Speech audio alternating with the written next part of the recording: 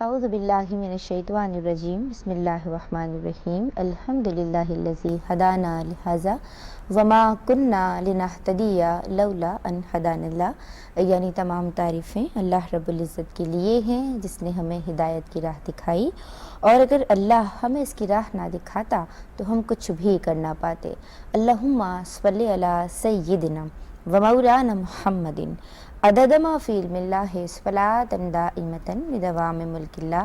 السلام علیکم ورحمۃ اللہ وبرکاتہ۔ ناظرین کرام، آپ دیکھ رہے ہیں پروگرام کائنات ندا نسیم کے ساتھ۔ ہمارا یہ پروگرام خالق کائنات کی لامحدود قدرت و حکمت کو جاننے اور پہچاننے کی ایک ایمان افروز کاوش ہے، جسے پیش کرنے کی سعادت پاکستان ٹیلی ویژن حاصل کر رہا ہے۔ ناظرین کرام، اللہ تبارک و تعالیٰ کی عظمتیں جاننے کے لیے اس کائنات کا مطالعہ بے حد ضروری ہے، کیونکہ کائنات اور اس کے مظاہر کا علم خالق کائنات کی عظمتوں پہ پڑے پردوں کو چاک کرتا ہے اور اس کی عظمتوں کو ظاہر کر دیتا ہے۔ اللہ تعالیٰ ہمیں زمین اور آسمان میں یا آسمانوں میں غور و فکر کرنے کا حکم دیتا ہے، اور اگر میں بات کروں آسمان سے باتیں کرتے ہوئے پہاڑوں کی، حقیقت تو یہ ہے کہ ہماری زمین نے اپنا توازن انہی پہاڑوں اور چٹانوں کی وجہ سے قائم رکھا ہوا ہے۔ یہ پہاڑ یا جبل یا کوہ یا پربت اور چٹانیں آج ہمارا موضوع ہیں۔ پہاڑوں کے متحرک ہونے کا تذکرہ کیا قرآن مجید فرماتا ہے؟ ان پہاڑوں کے کیا کیا فوائد ہیں، اور یہ جو ساکت و جامد پہاڑ ہیں یہ کیا حرکت بھی کریں گے کبھی؟ اور کیا یہ پہاڑی سلسلے صرف سطح زمین پر موجود ہیں یا زیر زمین یا زیر آب بھی پہاڑی سلسلے موجود ہیں یا پہاڑ موجود ہیں؟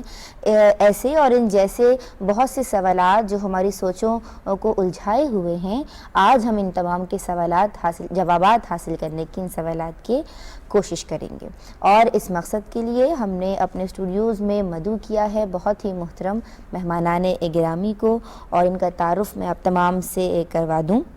میرے پہلے مہمان آپ پروفیسر آف جیولوجی ہیں کراچی یونیورسٹی میں، اور اس کے علاوہ آپ نے اسلامیات میں پی ایچ ڈی اور ماسٹرز بھی کیا ہوا ہے۔ معرف رضا کے آپ ایڈیٹر بھی ہیں، چیئرمین ہیں department of petroleum technology university of Karachi. میرے خیال سے یہ بہت کچھ ان کے حوالے سے میں نے بتا دیا ہے، اور اتنا تعارف کافی ہے ان کا۔ پروفیسر ڈاکٹر مجید اللہ قادری میرے پہلے مہمان ہیں۔ السلام علیکم۔ اور ان کے ساتھ حاضر و موجود ہیں بہت ہی محترم ہمارے عالم دین ہیں، آپ ریلیجیس اسکالر ہیں، مفتی اعجاز احمد آپ کا نام ہے۔ السلام علیکم۔ آپ دونوں شخصیات کو میں کائنات کے آج کے ایپیسوڈ میں خوش آمدید کہتی ہوں۔ مجھے یہ بتائیے گا ڈاکٹر مجید اللہ قادری صاحب کہ پہاڑوں اور چٹانوں کو کس کس اعتبار سے کتنی اقسام میں تقسیم کیا جا سکتا ہے؟ اس حوالے سے تھوڑی نشاندہی تو آپ کر ہی چکے ہیں، اور پہاڑوں کی جو موجودگی ہے یہ زمین کا توازن برقرار رکھنے میں کس حد تک جو ہے وہ معاون ہے؟ قرآن کریم ایک اور آیت ہے والارض ذالک دحاہا، جس میں قرآن فرماتا ہے کہ ہم نے زمین کو پھیلایا، والجبال اوتادا، اور زمین میں ہم نے پہاڑوں کی میخیں بنائیں۔ یہ دو تین چیزیں ذہن میں رکھیے۔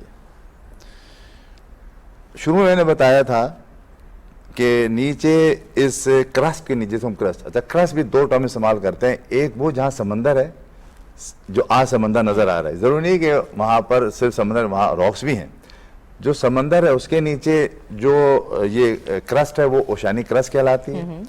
باقی جہاں بر اعظم ہے یہ کہلاتی کانٹیننٹل کرسٹ۔ کانٹیننٹل کرسٹ کی تھکنس بہت زیادہ ہے، وہاں کی تھکنس کم ہے۔ بیلنس اچھا، پھر اگر وہاں کم ہے تو وہاں پانی کا ویٹ ہے۔ اٹلانٹک پیسیفک کے اندر پانی کی تھکنس جو ہے نا کتنی ہے؟ وہ بھی تقریباً 7 کلومیٹر ہے۔ اچھا، وہاں دیکھیے بیلنس قدرت کو دیکھیے گا جی۔ وہاں اب سمندر آپ کا 7 حصے پانی ہے، 3 حصے زمین ہے۔ جی، اس پورے پلانٹ کو قدرت نے بیلنس کیا ہوا ہے۔ ویٹ کہاں ہے؟ پانی کے ویٹ سے، کہیں پہاڑوں کے ویٹ سے، اور یہ سارے کے سارے نیچے پانی کے نیچے جو چٹانیں ہیں اس کے نیچے بھی وہی لاوا موجود ہے۔ کہ ان چٹانوں کی نیچے ظاہر بات ہے کہ لاوا ہے, وہاں پر یہ اینکرڈ ہیں, یہ پورے پلانٹ کے اوپر. تو اب جس طرح سے لفظ ہم کہتے ہیں اینکر, تو قدرت نے فرمایا والجبال اوتادا, ہم نے زمین میں میخیں گاڑ دی. تو لفظ اینکر جو استعمال ہوا عربی میں اوتادا استعمال ہوا, اس کے معنی وہی ہیں, گاڑنے کے ہیں, اور گاڑے ہوئے جاتے اینکر کہلاتا ہے. ٹھیک ہے, یعنی ہم آپ کی ان تمام جو کلمات سے میں یہی سمجھی ہوں, اور ناظرین آپ بھی سمجھ گئے ہوں گے کہ یہ بات تو ثابت ہو گئی, سائنس بھی اسے ثابت کر رہی ہے اور قرآن مجید بھی اسے ثابت کر رہا ہے کہ جو ہمارے پہاڑ ہیں یہ زمین کا توازن برقرار رکھے ہوئے ہیں. ٹھیک ہے مفتی صاحب, مجھے یہ بتائیے گا کہ یہ پہاڑ بظاہر تو ہمیں ساکت و جامد نظر آتے ہیں, لیکن قرآن حکیم کیا اس حوالے سے ہماری رہنمائی فرماتا ہے کہ یہ پہاڑ متحرک بھی ہو جائیں گے؟ قرآن مجید فرقان حمید نے مختلف مظاہر قدرت کے حوالے سے جہاں پر اپنے پیغامات ارشاد فرمائے ہیں, اسی میں یہ ہے کہ ویسے تو زمینی طور پر دیکھا جائے تو پہاڑ ہمارے سامنے بالکل ساکت ہیں اور ایک سختی کے ساتھ ان کو قائم کیا گیا ہے, لیکن قرب قیامت جب ہوگا, یعنی قیامت کی جو علامات ہیں, جو قیامت کے مناظر قدرت جو ہمیں دکھائے جائیں گے, اس کے بارے میں قرآن مجید فرقان حمید نے 2 مقامات پر اس بات کی طرف اشارہ کیا ہے, اور یہ بھی در حقیقت اس کے پیچھے بنیادی پیغام قرآن کا کیا ہے وہ سمجھ لیں, اس کے بعد انشاءاللہ میں آج پیش کرتا ہوں. اصل میں قرآن مجید نے جو اس پہاڑ کی سختی پہلے بیان فرمائی, پھر اس کی غور و فکر کی دعوت دی, پھر اس کو میخ قرار دیا, پھر اس کو وتد, جیسا کہ ڈاکٹر صاحب نے فرمایا کہ یہ اصل میں خود توازن پوری زمین کا برقرار رکھے ہوئے ہیں, لیکن قرآن نے قیامت کے وقت کے لیے فرمایا کہ انہی میخوں کو ہم نکال کر اس طرح چلائیں گے جیسے روئی, یا جس کو دھنکی ہوئی روئی کہتے ہیں, روزن کے اندر جو ذرات ہمیں نظر آتے ہیں, اسی طرح تمہارے سامنے یہ پہاڑ چلائے جائیں گے. تو علماء نے فرمایا کہ اس کی حکمت یہ ہے کہ قیامت کا دن اتنا ہولناک ہوگا کہ جب اس وقت دیکھیں کہ اس قدر سخت مضبوط چیز جو ہے وہ قرار نہیں پکڑ سکتی, کہ جس کی وجہ سے آج پوری زمین قرار پکڑے ہوئے ہے, لیکن قرآن نے اس حقیقت کو بیان کر دیا کہ اس بات پر غور کرو کہ آج یہ پہاڑ پوری زمین کو قائم رکھے ہوئے ہیں, توازن ان کی وجہ سے برقرار ہے, لیکن جب قیامت آئے گی تو اس کی ہولناکی میں سے ایک معمولی سا اللہ تعالیٰ کی قدرت کا نمونہ یہ ہے کہ یہی پہاڑ ہواؤں کے اندر ذرات کی صورت میں اڑتے نظر آئیں گے. تو اب قرآن مجید فرقان حمید نے جس مقام پر اس کے بارے میں ارشاد فرمایا ہے وہ اصل میں سورہ نمل کی آیت نمبر 88 ہے. اللہ تعالیٰ ارشاد فرماتا ہے وَتَرَى الْجِبَالَ تَحْسَبُهَا جَامِدَةً وَهِيَ تَمُرُّ مَرَّ السَّحَابِ, کہ اس وقت تم دیکھو گے کہ پہاڑوں کے بارے میں کیا خیال کرو گے, کیا گمان کرو گے, اس وقت کہ جس وقت ہم قرب قیامت میں ان کو اڑائیں گے, اور اس طرح اڑائیں گے کہ جس طرح بادل اڑا کرتے ہیں, چلا کرتے ہیں, جس رفتار سے بادل ہوا میں تیر رہے ہیں, یہ پہاڑ زمین سے نکال کر اسی طرح ہواؤں میں اڑا کر ہم تمہیں دکھائیں گے. اسی طرح قرآن مجید فرقان حمید میں دیگر کئی مقامات پر بھی اس طرف اشارہ فرمایا ہے, جیسے وَسُيِّرَتِ الْجِبَالُ فَكَانَتْ سَرَابًا, اور پہاڑ غبار بنا کر فضا میں اڑا دیے جائیں گے. سراب اصل میں کہتے ہیں اس چیز کو کہ جب صحرا میں بہت زیادہ تپش پڑ رہی ہو سورج کی شدت کے ساتھ, تو دور سے دیکھنے میں جو ذرات مٹی کے پانی کی مثل معلوم ہوتے ہیں, تو انسان دور سے دیکھ کر تھوڑی سی ڈھارس بنداتا ہے اور اس کے قریب جاتا ہے کہ یہاں پانی ملے گا, لیکن وہاں مٹی ہی ہوتی ہے, یعنی ایک طرح کا دھوکہ ہوتا ہے. تو قرآن نے فرمایا کہ اس وقت ایسا ہو جائے گا کہ یہ پہاڑ تمہیں نظر تو آئیں گے, لیکن اس طرح نظر آئیں گے فَكَانَتْ سَرَابًا, کہ ان کو ہواؤں میں سراب کر کے اڑا دیا جائے گا.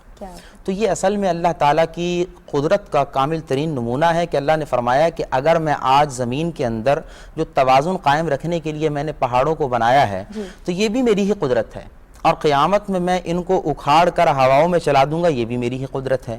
اب تمہیں میری قدرت پر یقین رکھنا ہے, جو میری قدرت پر یقین رکھ لے گا تو اس کے لیے آج یہ پہاڑ کی نعمتیں بھی کشادہ ہو جائیں گی اور کل قیامت کی ہولناکیوں سے بھی بچ جائے گا. لیکن اگر اس طرح وہ آج میری قدرت کا انکار کرتا ہے تو زمین تو ایک وقت کے اندر لپیٹ دی جائے گی, مگر قیامت کی ہولناکیوں سے جب یہی پہاڑ ہواؤں میں اڑائے جائیں گے اس وقت اس کے بچنے کے لیے کوئی چارہ نہیں ہوگا. سائنسی نظریہ کیا ہے ڈاکٹر صاحب پہاڑوں کے متحرک ہونے کے حوالے سے؟ جو محسن نے بیان کی قیامت کے حوالے سے یقیناً قیامت میں سب کچھ ہوگا, لیکن دیکھنا یہ ہے کہ آیا جو اس وقت ہمیں اس پورے گلوب میں پہاڑ نظر آتے ہیں, کیا یہ اپنی جگہ بالکل قائم ہیں یا یہ سرک رہے ہیں آہستہ آہستہ. اب اس کی میں اگزامپل آپ کو دینے جا رہا ہوں. میں نے شروع میں کہا تھا کہ یہ جو 3 بڑے بڑے سمندر ہیں, اٹلانٹک, پیسیفک اور اوشین, انڈین اوشین, تو نارتھ پول سے لے کر ساؤتھ پول تک سمندر کی 7 کلومیٹر تہ کے نیچے خندقیں ہیں جس سے آگ نکل رہی ہے, لاوا نکل رہا ہے. पूरी नॉर्थ से लेकर साउथ तक, यही तीनों बड़े बड़े ओशन के अंदर सूरत हाल है। अब जब लावा निकलता है, ये ट्रेंच है और लावा निकल रहा है, लावा निकलने के बाद जब ठंडा हो जाता है फिर नुसर आता है, तो ये इसको इधर खिसकाता है, इसको इधर खिसकाता है, दोनों डाइवर्जन बाउंड्री होती है, ये इधर भी जाएगा इधर भी जाएगा। जब ये यूं सरक रहा है और यूं समझ लीजिए कि यूरोप तक सरक रहा है, लंदन तक ये सरक रहा है, तो अब ये क्या सरक रहा है, तो ये जमीन जो है उठ रही है ऊपर, यहाँ ट्रेन से लेकर पूरे यूरोप की बाउंड्री तक जी। तो समंदर है, उसके बाद यूरोप या अफ्रीका शुरू होगा। ठीक है। लेकिन ये हो गया रहा है कि यहाँ से जब ये इधर पुश करता है इधर, तो ये जमीन ऊपर उठती है। उनके सिरकने से माउंट एवरेस्ट हर साल 4 सेंटीमीटर ऊंचा हो रहा है। हर साल न 4 सिर्फ सेंटीमीटर। जी, न सिर्फ माउंट एवरेस्ट बल्कि जहां जहां पहाड़ियां हैं, जी। सिलसिले हैं, हर पहाड़ी जो है ऊपर हो रही है। ये बता ये हमारा कहलाता है सी फ्लोर स्प्रेडिंग, और इससे ये हम फिर मुख्तलिफ प्लेट्स दे देते हैं। तो ये सी फ्लोर स्प्रेडिंग में ये है कि ज़मीन जो है वो फैल रही है, जिसको कुरान में मैंने आयत कोट की थी, वल अर्दा ज़ालिका दहाहा, ज़मीन को हमने फैलाया। अब हो गया रहा है, समंदर पीछे जा रहा है, ज़मीन ऊपर उठ रही है। तमाम बर आज़मों में ये होता है, ये मुस्तकिल प्रोसेस है। तो इस लिहाज से कहीं भी जिसको हम कहते हैं प्लेट्स मूवमेंट्स, तो क्रस्ट है ये। अब कैसे मूव करिए कि नीचे तो लावा है, तो नीचे ये इतनी मोटी लेयर नीचे लावा है, ये ऐसा ऐसा सरक रही है। तो ये डाइवर्जन बाउंड्री पर जमीन फैल रही है। कन्वर्जन पर, अब अगर कन्वर्जन पर ऐसा हो कि दो बड़े आजम टकरा जाए आपस में, तो जब दो बड़े आजम टकराएंगे जी। उन टकरानों से टकराएंगे जब, तो उस टकराने से मुस्तकिल ऊपर ये इस तरीके से पहाड़ बनेगा। ठीक है। तो जितने भी हमें ये बड़े बड़े पहाड़ सिलसिले नजर आते हैं, ये उस वक्त बनना शुरू हुए कि जब यहाँ का बर आजम और यहाँ का बर आजम ये मिलते मिल रहे कन्वर्जन बाउंड्री पर आए, उसके बाद ये उठना शुरू हुआ ठीक और ये है। मुस्तकिल उठते चले जा रहे हैं। तो ये वो प्रोसेस है जो अपनी जबान में कहते हैं कि सिर्फ स्प्रेडिंग। इसके अंदर जमीन जो है वो जी। फैल रही है, ये चट्टानें आप कहें फैल रही है, ये पहाड़ फैल रहा है, एक ही लफ्ज है उसके लिए। तो इस सूरत हाल में ये सवाल बनता है। अच्छा, ज़मीन के अलावा बनी नौ इंसान को पहाड़ों से क्या फ़वाइद हासिल हो रहे हैं? मादनियात बेशुमार, और मादनियात के बाद फिर आपको पानी अगर रोकना हो तो डैम बनाने पड़ते हैं। अगर पहाड़ ना हो, डैम आप कहाँ बनाएंगे? डैम वहीं बनता है कि जहाँ पहाड़ आके कम जगह, तंग जगह हो ना, जिसको हम कहते हैं तंग वैली। जी, जी, जी। तो तंग वैली पर आपने बैरियर बना दिया, और अगर तंग वैली ना हो तो सारा पानी बह जाएगा। मिसाल के तौर पर आप पोटवार प्लेटों के बाद जितना समंदर बह रहा है, ये दरिया बह रहा है इंडस, इस पर आप कहीं डैम तो नहीं बना सकते, इसलिए डैम बनाएंगे सब फ्लैट एरिया है, यहाँ तो मीलों तक पानी चला जाएगा। तो डैम वहीं बनता है जहाँ पहाड़ी इलाके होते हैं। फिर जब ऊंचा होता है तो वहाँ से आप नीचे गिराते हैं, बिजली पैदा करते हैं, तभी बिजली पैदा करते हैं, तो बाहर डैम बनते हैं। फिर पहाड़ों के अंदर मादनियात बेशुमार है, मेटल्स भी हैं, मिनरल्स भी हैं, जेमस्टोन्स भी हैं। फिर सबसे बड़ा तेल और गैस है। पहाड़ों में बनता है, कौन से पहाड़ों चट्टान बनता है? ये बनता है रसूबी चट्टानों। जिसका आपने पहले तज़किरा किया था। जो रसूबी चट्टानें हैं, रसूबी चट्टानों के अंदर ऑर्गेनिक मटेरियल जो है वो प्रिजर्व हो जाता है, जी। फिर कुदरत उसको जो है कन्वर्ट करती है हाइड्रोकार्बन के अंदर। माशाअल्लाह। आतिशी और मेटामॉर्फिक रॉक्स में ऑयल कभी नहीं बनता, ना मिलता है। इत्तेफाकन मिल जाए, बात की बात है, एक अलग बहस आएगी वो, लेकिन बनता है, मिलता है सारे के सारा रसूबी चट्टानों में, सेडिमेंट्री रॉक्स में। और पाकिस्तान अल्हम्दुलिल्लाह 95% सेडिमेंट्री रॉक्स पर मुश्तमिल है। आपकी जानिब में आना चाहूँगी मुफ्ती साहब, मादनियात का खोज लगाने के लिए कुरान करीम जो है वो किस हवाले से हमारी रहनुमाई फरमाता है और तवज्जो किस जानिब दिलाता है हमारी? देखिए, कुरान, जैसे कि मैंने पहले कहा कि कुरान तवज्जो तो आपकी हर जहत पर दिला रहा है। अब ये अलग बात है कि किसी की बात किसी ज़माने में समझ में आती है, किसी की आज से 500 साल बाद समझ में आएगी। कुरान ने तवज्जो अपने ज़माने में जब नुज़ूल हुआ उस वक्त से दिलाना शुरू कर दी। 14 साल पहले। अब जिनको उस वक्त समझ आती गई वो हमारे सामने बड़े बड़े साइंसदानों के नाम नज़र आते हैं, जिनको अभी आ रही है वो भी उनकी कम अक़ली है, कुरान का इसमें इर्तिक़ा चल रहा है, ये इर्तिक़ाई सिलसिला है। बेशक। बहरहाल जैसे डॉक्टर साहब ने बताया तो उस पर मैं ख़ास कुरान मजीद ने एक मुकाम पर इरशाद फरमाया है जी। कि आयत नंबर 10 है सूरह फुस्सिलत के अल्लाह ताला इरशाद फरमाता है वजअल फ़ीहा रवासिय मिन फ़ौक़िहा व बारक फ़ीहा, और हमने इस ज़मीन के अंदर भारी पहाड़ निकाल कर, जी, जिस पहाड़ की सारी जब ये गुफ्तगू कर रहे हैं इसके ऊपर रख दिए, जी। और इसके अंदर हमने बरकत रख दी है। पहाड़ों के बारे में पहले अल्लाह ताला ने इरशाद फरमाया कि पहले हमें इसे ज़मीन से निकाल कर ऊपर रख दिया और फिर हमने इसके अंदर बरकत रख दी है। ضمنی سی بات یہاں پر یہ عرض کرتا چلوں کہ ایک عام سا خیال ہے، ویسے اہل علم حضرات تو اس بات کو سمجھتے اور جانتے ہیں کہ قرآن مجید نے پہاڑ کو میخ کہا ہے، تو ایک عام لوگ یہ سمجھتے ہیں، یہ عام تاثر یہ ہے کہ پہاڑوں کو الگ سے پہلے زمین بنائی گئی اور پھر اس کے بعد الگ سے لا کر اس پر گاڑ دیا گیا. ایسا نہیں، جیسے ڈاکٹر صاحب نے بڑے اچھے انداز میں پین سے مثال بھی دی ہے کہ اس کو تشبیہ دی ہے. اب قرآن پاک جو تشبیہ دیتا ہے اس کے اندر بہت بڑی فصاحت اور بلاغت ہوتی ہے. تو قرآن مجید فرقان حمید نے یہاں پر ارشاد فرمایا کہ ایک تو ہم نے پہاڑوں کو جو میخ بنایا ہے، تو یہ عمومی تصور لوگ اس کو سمجھتے ہیں کہ الگ سے لگایا گیا، تو یہ غلط فہمی ہے، اس کا ازالہ کرنا ضروری ہے.